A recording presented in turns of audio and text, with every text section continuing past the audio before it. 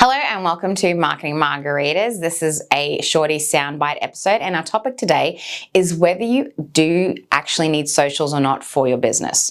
So on the one hand, obviously, socials do take up your time. It is a beast that needs to be continually fed. You don't get to just do it for a couple of weeks and then leave it and have it be okay.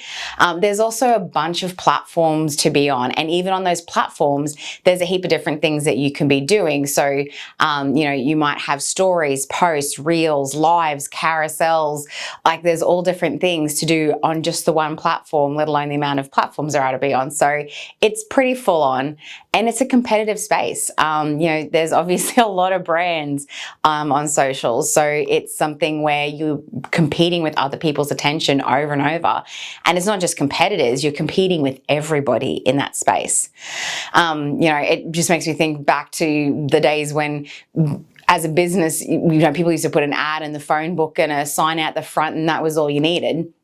But, now it's that, on one hand, it's a lot, it used to be a lot easier to market your business because there were so few channels and stuff to choose from. But in other ways, it's like, well, maybe it's easier to market your business now because there's so many more options available, and, a lot of them are free and low cost, but then they take time. So I don't know, it's choose your easy, I guess. Anyway, back to socials. So there really is no one size fits all approach. Only you can determine if using social media is right for marketing your business. In my opinion, social media is a huge marketing tool. It can really amp up your visibility. It can help you have better engagement with your customers, both before, during, and after the sales process. And it also gives you easy access to feedback, whether that is something like, getting reviews and testimonials, so like that positive kind of third-party endorsement, or testing out ideas that you've got. So say you've got a new product or service or event you want to get out, you can chuck it on socials to see what the feedback is before you spend time and money on it. So there are a lot of, it's like anything, there's cons to it, but there's pros as well. For me, it really comes down to your ideal client. Are they hanging out on socials? If so, then all I can say is that social media is basically digital word of mouth. So we know that word of mouth is amazing for our marketing. Social media amplifies that. And I get it.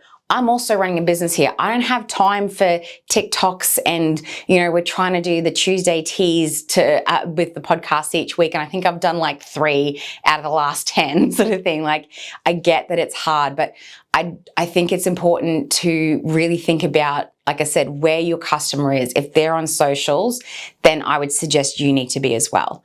But social media doesn't have to take over your life. Start small. Start with just one platform and post twice a week with content that you're already creating. So for example, when you get new stock in, or if you've got happy customers, or your team's doing their thing, that stuff that's already happening, capture that and put that on your socials. And like I said, start with one platform. The opportunity here is that social media is a way to build a relationship with customers. It's not just a sales tool. So I want to leave you with a challenge. I want you to think of one thing happening in your business this week and post about it and see what happens. And email us to let us know what happens. Cheers. Thanks for listening to this episode of Marketing and Margaritas. Find more free marketing tips, tricks, and laughs at rebelnation.com.au.